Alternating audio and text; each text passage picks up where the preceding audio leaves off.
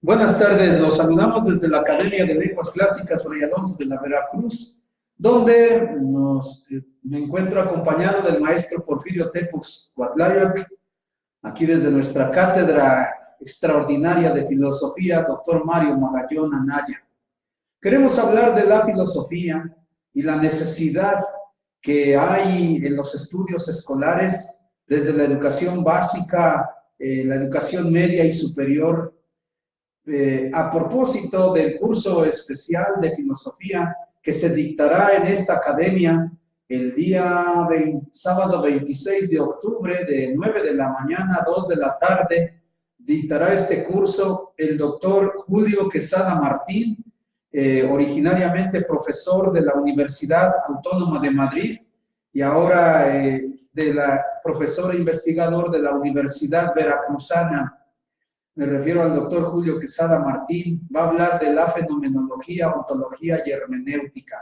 Estas tres disciplinas, pues difíciles en las escuelas de filosofía, no solamente en donde se estudia la palabra filosofía a nivel medio superior, sino también en los posgrados universitarios, cuesta trabajo entender la fenomenología, ontología y hermenéutica.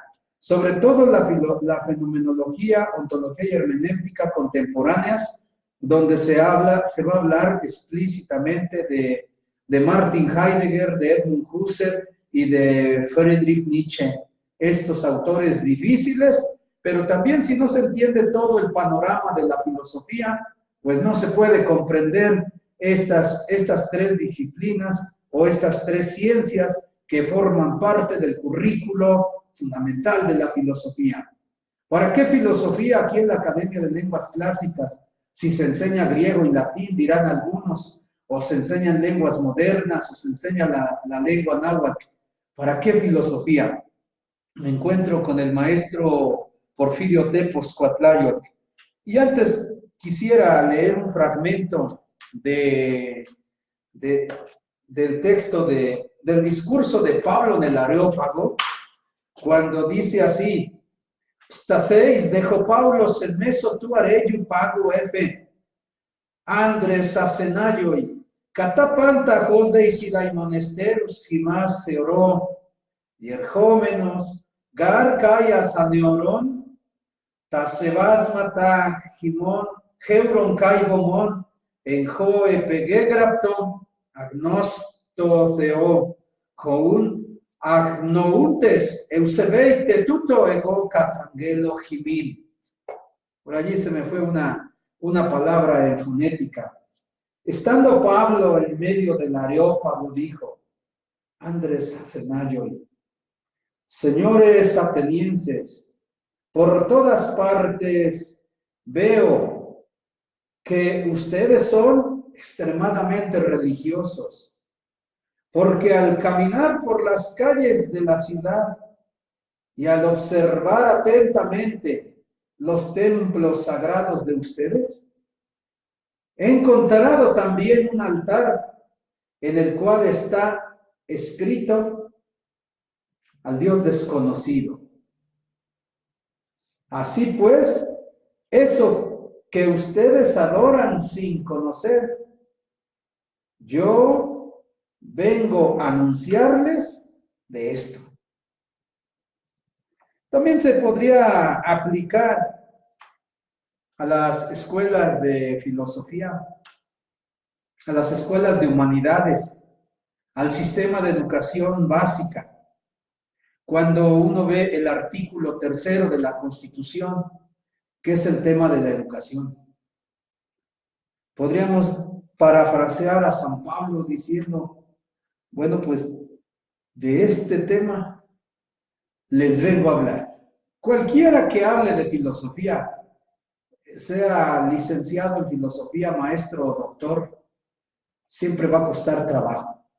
Yo lo veo desde mi postura como maestro, como docente, cuando estoy enseñando alguna de las lenguas clásicas.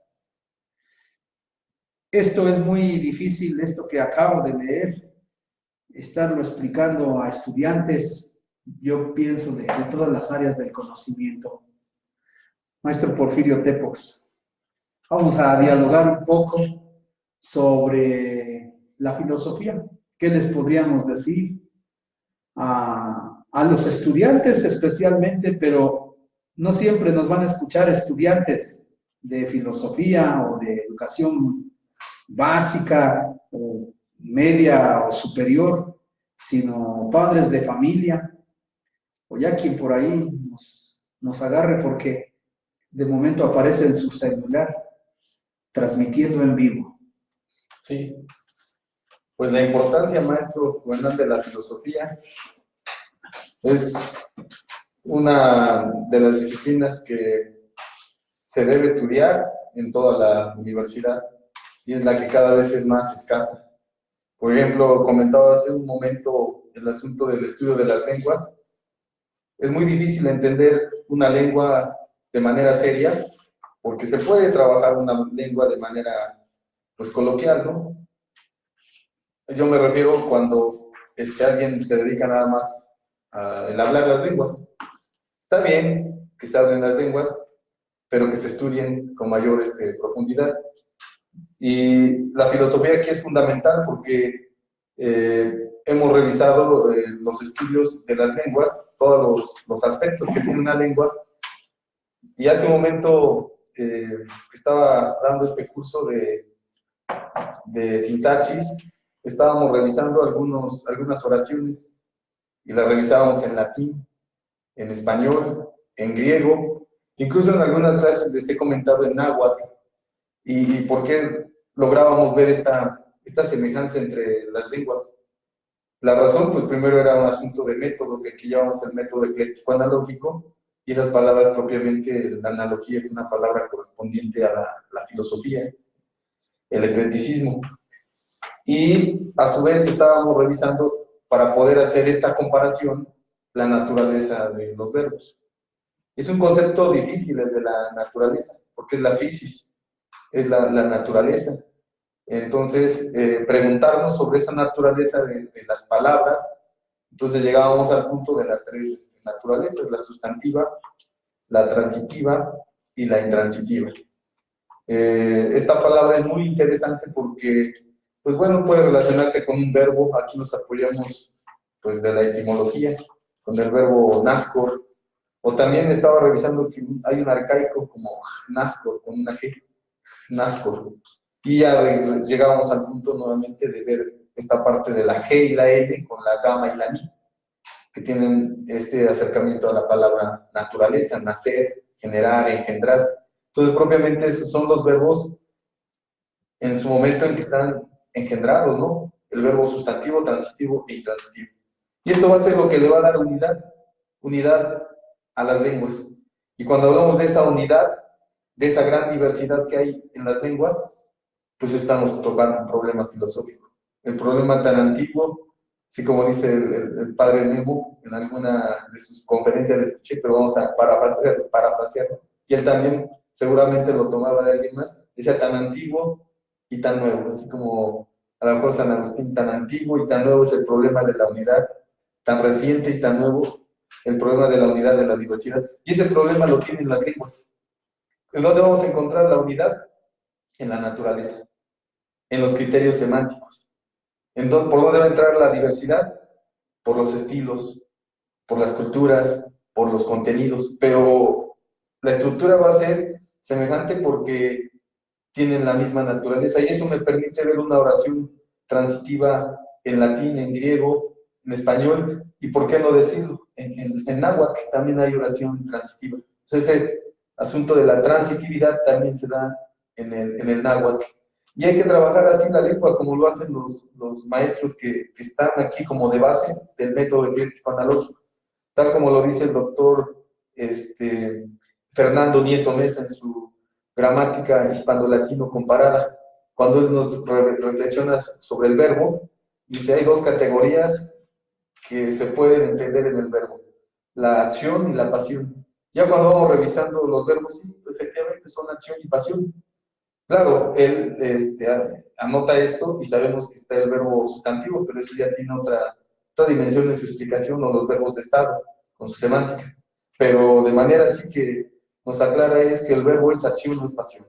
Y eso es muy sencillo, ya después tomando estas ideas de estos maestros, porque uno después ya va haciendo esta referencia de la acción y la pasión, que son dos categorías reales, hacia un sujeto, que es de donde depende esa acción o esa pasión. Entonces, tenemos que ir revisando la gramática con su fundamentación filosófica. No nada más la gramática, les decía en algún momento a los alumnos, cualquier disciplina universitaria con su dimensión filosófica. Cuando uno lee algún autor de la filosofía, vamos a poner como ejemplo a Aristóteles. Uno cree que solamente es un texto de filosofía, porque solamente tú, filósofo, egresado de cualquier universidad, ¿sí?, te pusiste a estudiar filosofía, pero no te enseñaron allí que un texto es como un círculo con distintos puntos, como cuando uno va a la feria del pueblo y le da vuelta al círculo, a la ruleta, le ponen un fragmento cada división del ángulo, porque un ángulo es la abertura entre dos líneas que se juntan o se cruzan en un punto llamado vértice. Entonces, vas viendo el lado, nosotros podemos ver en un texto, si decimos así, como didáctica, cómo estudiamos un autor. Y recordamos esas frases cuando el presidente de la República hacía su campaña política. Voto por voto, casilla por casilla, yo puedo decir ahora, texto por texto, periodo por periodo, sentencia por sentencia, palabra por palabra, letra por letra. Fíjate, hasta puede uno llegar así desde la deducción, texto por texto. Tengo aquí en mis manos un texto de Aristóteles tomado de la Metafísica, libro primero, o sea, libro alfa, 980A.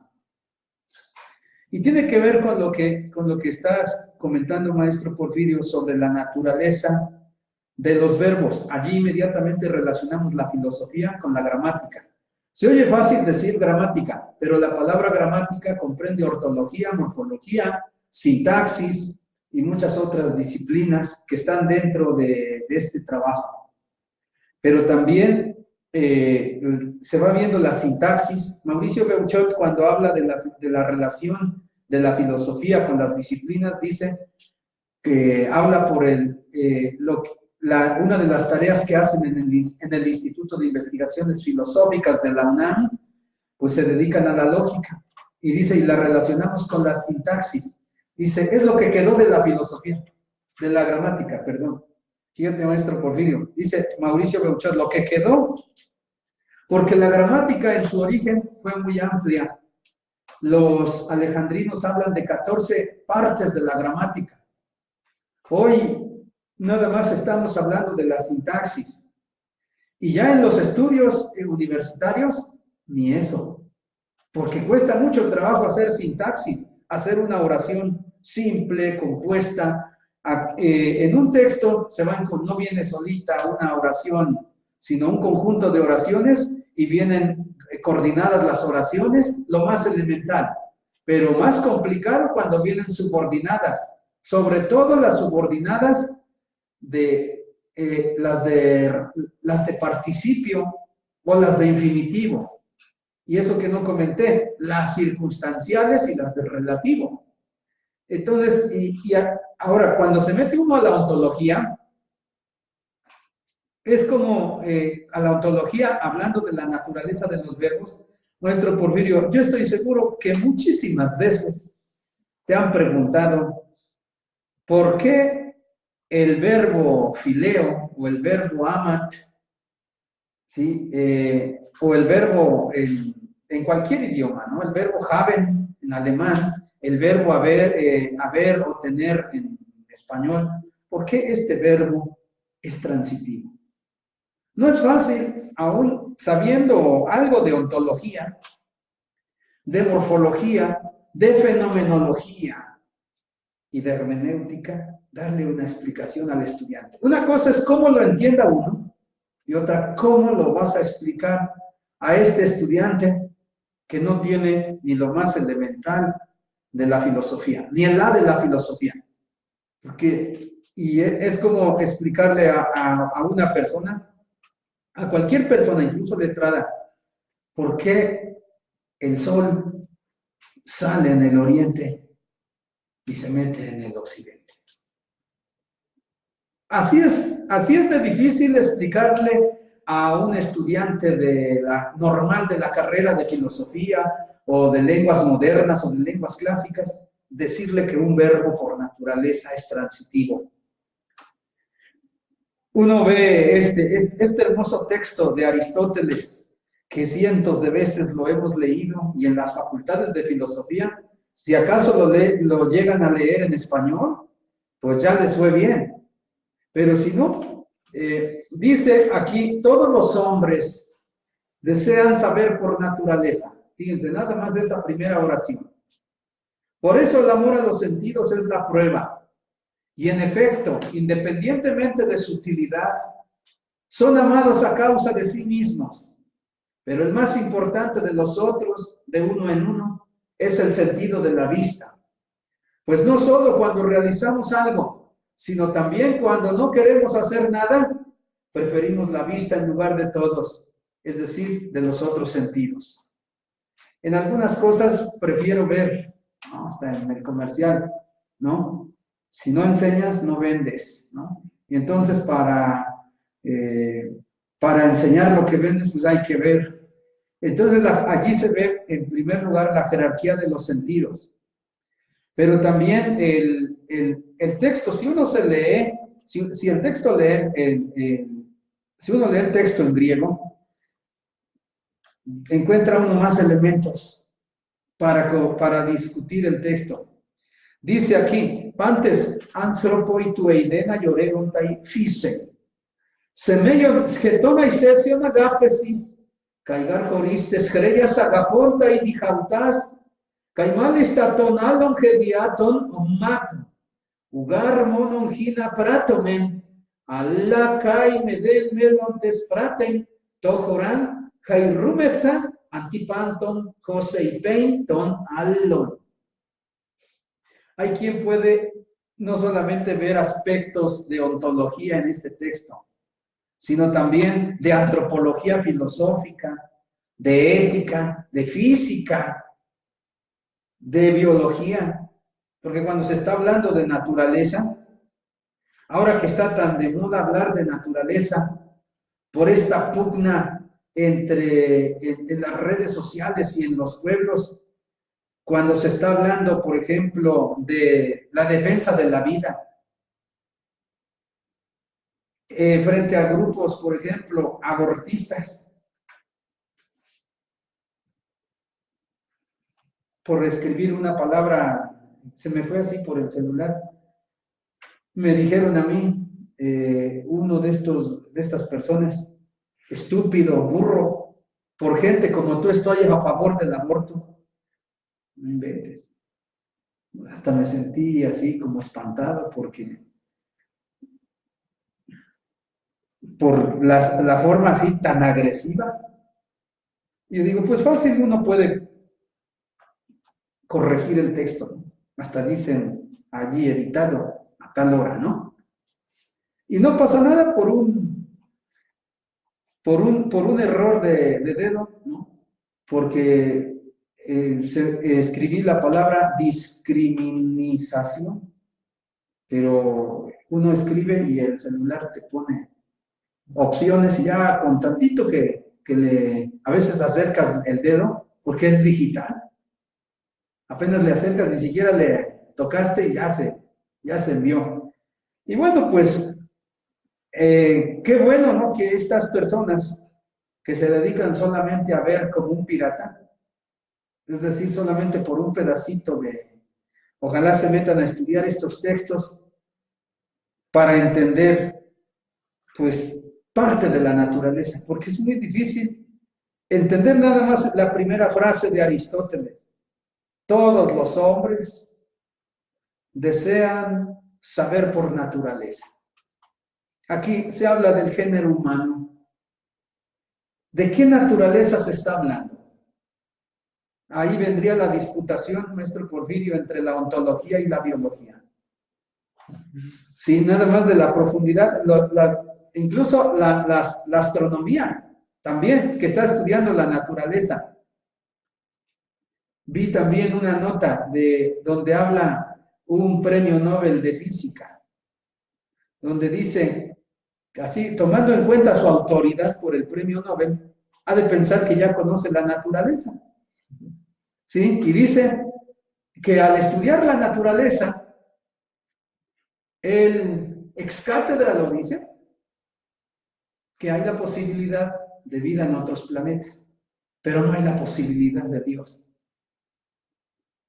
¿Sí? Entonces, pues fácilmente uno puede argumentarle una antítesis, porque está buscando a Dios en un objeto donde no está.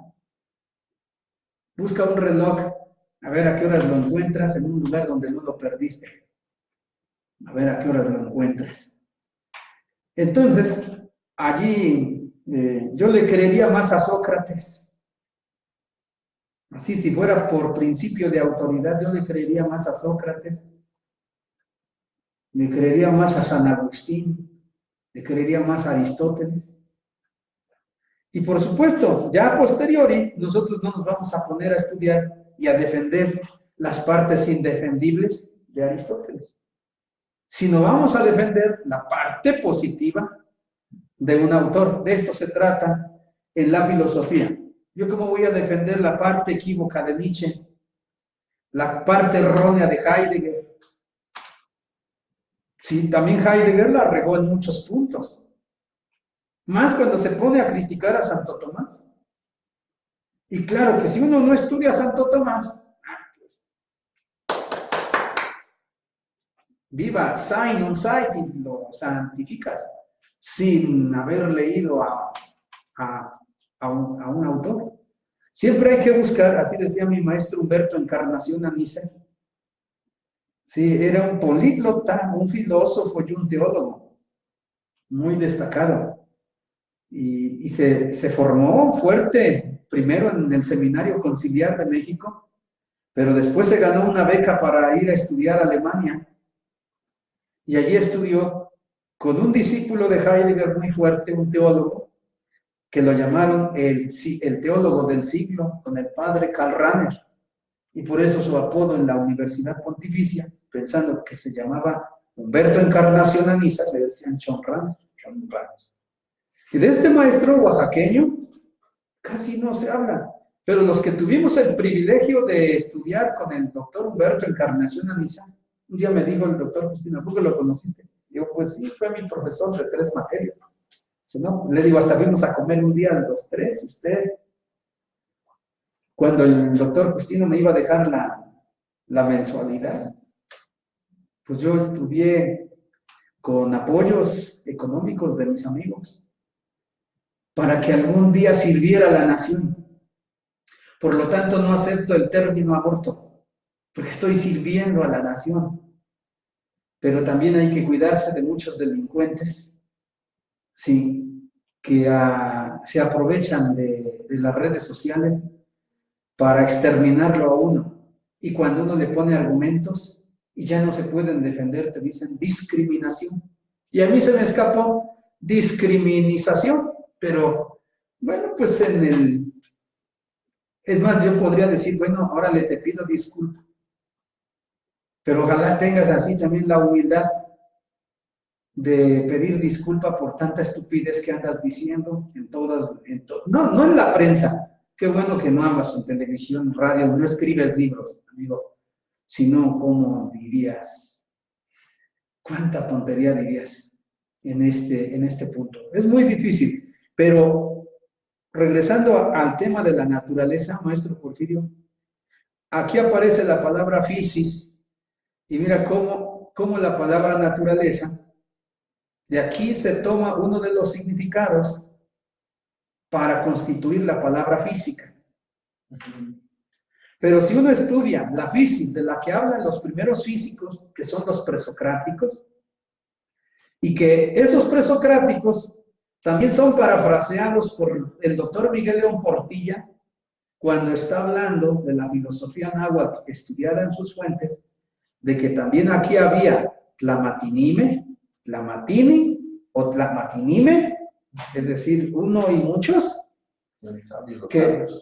que tenían conocimientos superiores a la astronomía, conocimientos superiores de la filosofía, y que también los estudiaban en una universidad, en una institución, nada más que no se llamaba universidad, porque la palabra universidad, pues es latina, ¿sí? Pero también tenían esa profundidad y no precisamente estaban haciendo lo que hoy hace un físico en la actualidad, sino era más profundo el conocimiento, porque eran verdaderos buscadores del fundamento de la naturaleza. O sea, algo así como lo que significa metafísica, pero ya con Tomás de Aquino. O metafísica en la filosofía primera de cómo la entiende Aristóteles. Hay una ciencia que estudia el ser en cuanto ser. A ver, que alguien que nos ve desde el punto de vista despectivo y que nos explique esto. No es fácil. Aún uno estudiando metafísica en la facultad, sentándose 5 horas, 10 horas, 20 horas y entendiendo los textos desde su lengua original, es muy difícil tratar de explicarle a alguien esto que estoy diciendo. Estudia el ser en cuanto que ser, porque entonces ahí está uno jugando con algunos autores, hablan de ontología fundamental. Mi maestro José Rubén Sanabria hablaba de ontología fundamental y de ontología trascendental. Y a veces hablaba de metafísica general y de metafísica especial. Y un día se le escapó así, de esas cosas que quiere uno saber. Otros maestros te han dicho, oye, es que tú quieres saber en un segundo la ignorancia de toda una vida. Pues hay maestros que se desesperan y que te dicen mejor esto. Se le escapó al doctor Sanabria y dice, pues esa es la filosofía de Dios. Y yo, ¿cuál? Dice, la metafísica especial, la ontología trascendental.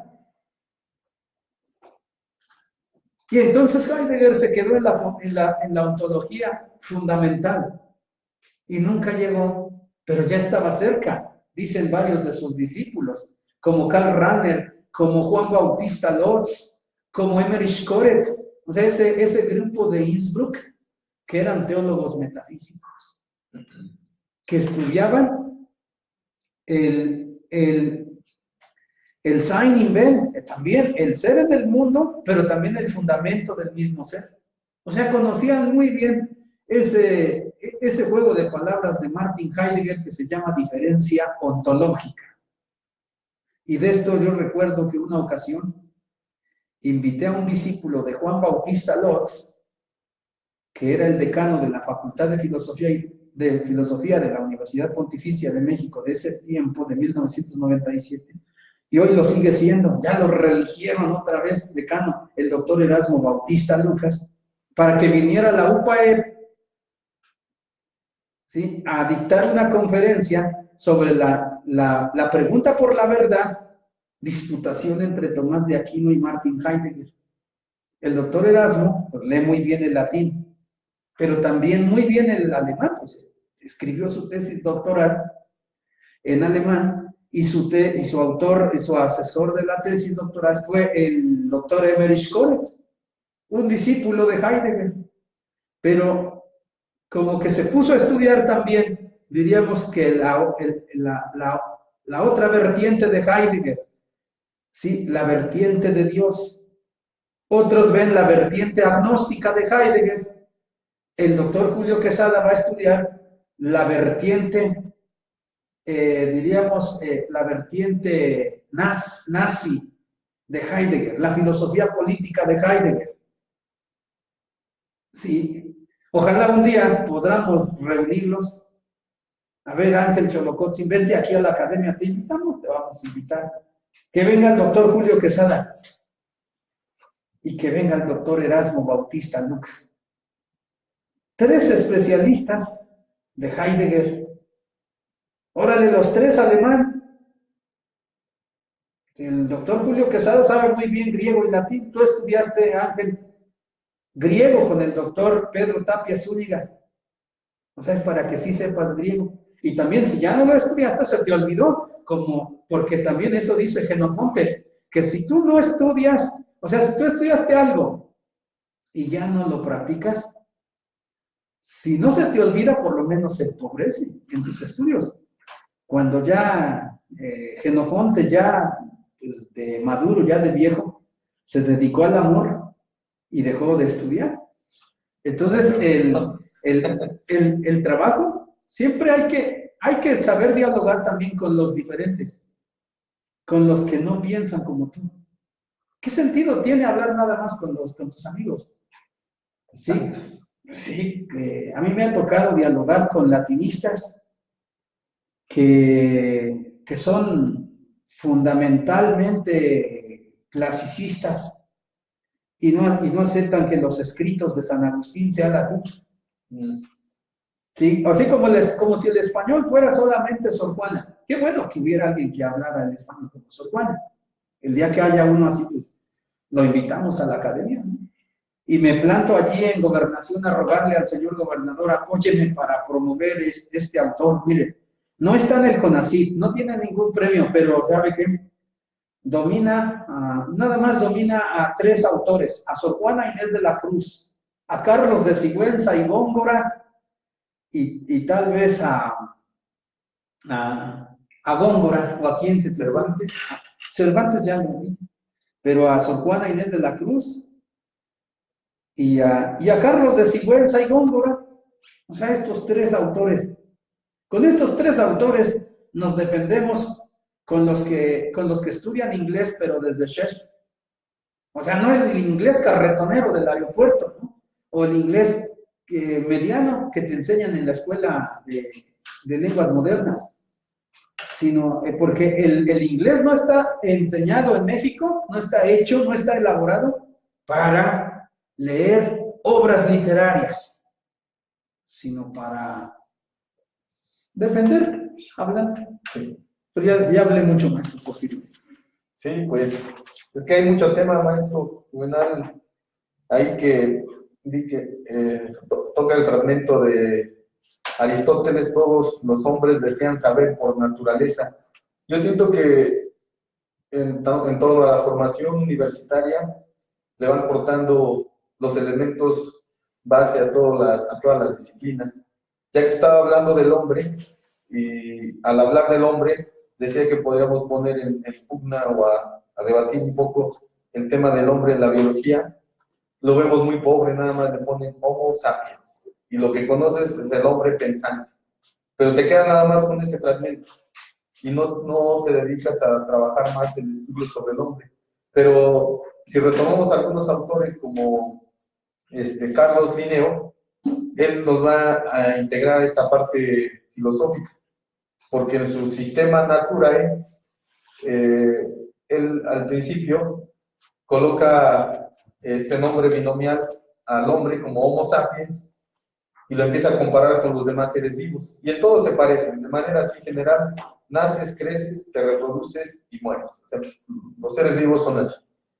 Pero al hombre le pone la inscripción del nosce te ipsum. O sea, dice, conócete a ti mismo. O sea, que eso es en lo que el hombre se distingue de los demás seres vivos. En el conócete a ti mismo, y uno, si empieza a reflexionar esta parte, pues es la pregunta del autoconocimiento, es una pregunta de antropología filosófica.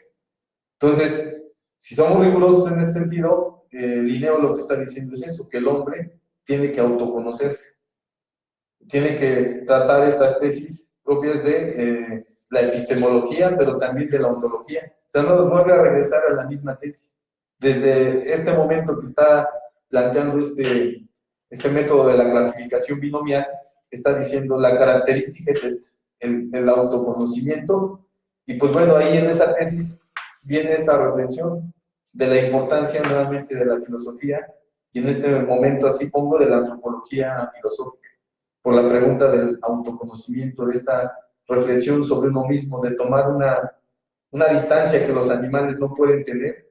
Nosotros sí tomamos esa distancia y podemos vernos qué estamos haciendo. O sea, puedo estar allá en el otro extremo pensando en las cosas que hice en este día y preguntándome qué hice bien, qué hice mal, qué hice pues a medias y no he terminado.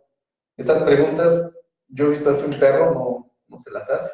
Un árbol que es también un ser vivo, pues no se va a hacer estas preguntas del autoconocimiento.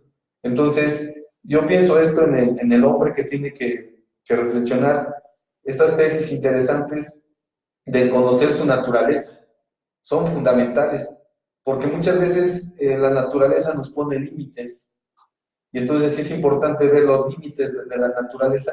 Desde luego la tecnología lo rompe, pero a veces hemos llegado a crisis tremendas en torno a estos rompimientos de la naturaleza.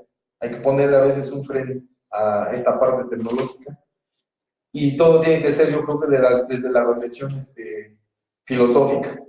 Yo pensando en esto y ahora reflexionando con esta parte sobre los libros que he venido leyendo del doctor Sanabria, es fundamental este libro de antropología filosófica o filosofía del hombre, porque muchas veces seguimos caminando sin hacernos esas preguntas. Esa pregunta me llamó mucho la atención, la pregunta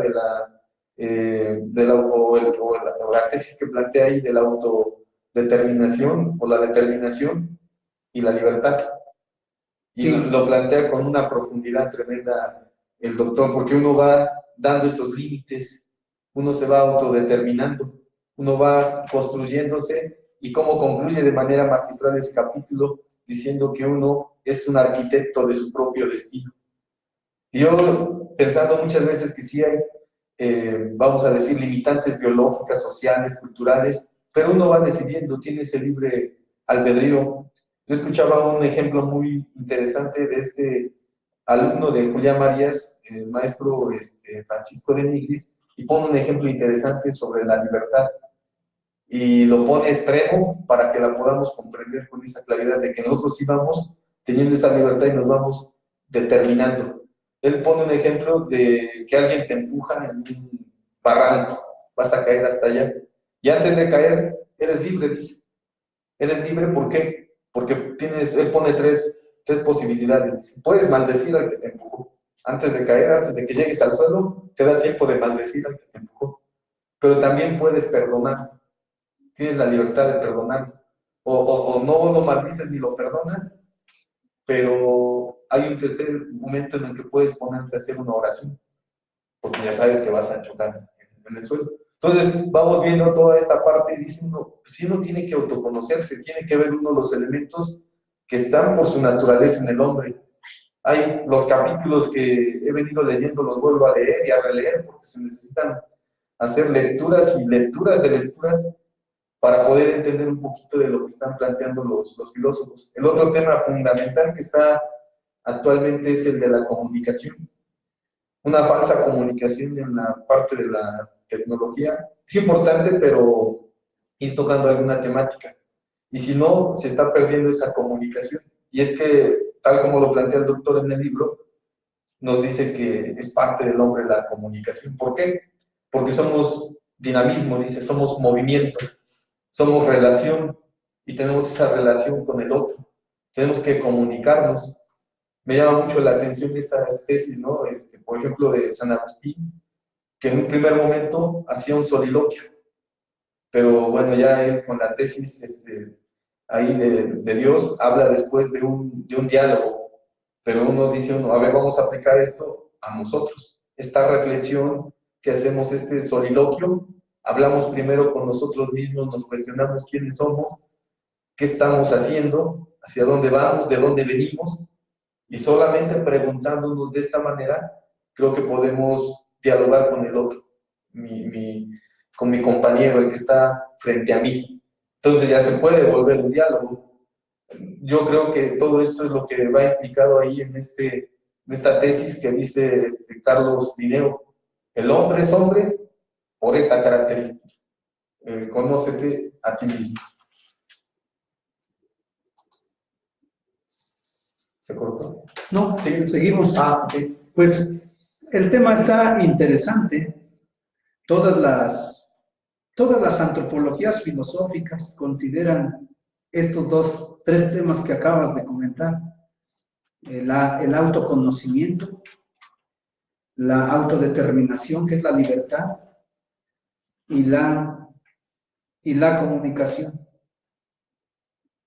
Si vemos, por ejemplo, la filosofía del hombre, la antropología filosófica, yo no la conocía, de Juan David García Vaca, la publicó en la Universidad de Venezuela.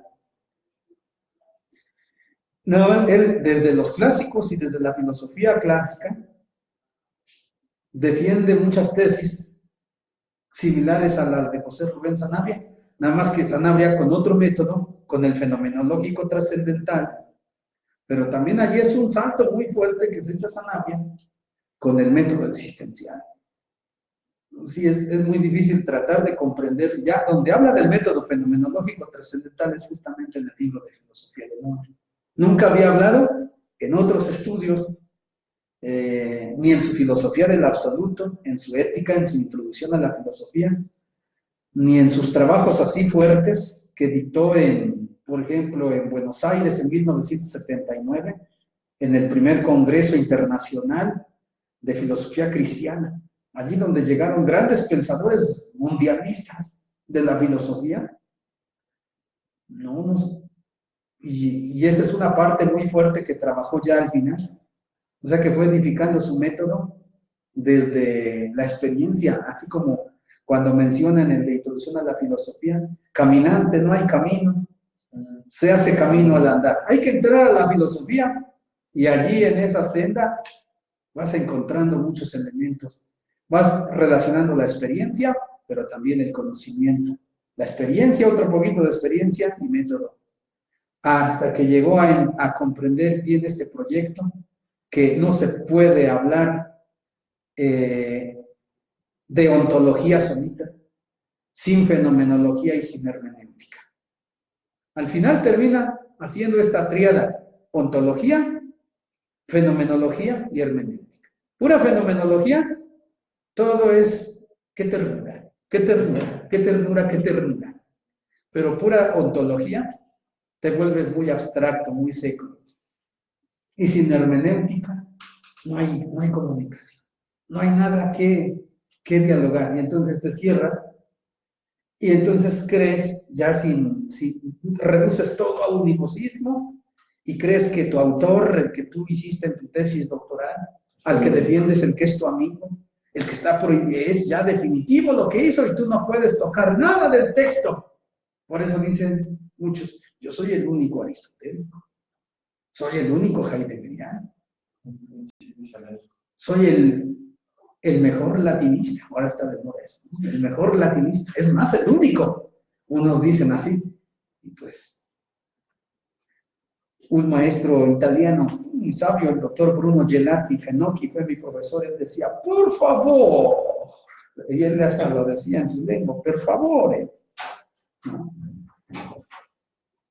Entonces, pues bueno, el diálogo está interesante, pero maestro, ¿algún mensaje último? Bueno, de mi parte, los sigo invitando al curso especial de Fenomenología, Ontología y Hermenéutica que dictará el doctor Julio Quesada Martín de la Universidad Veracruzana y también de la Universidad Autónoma de Madrid.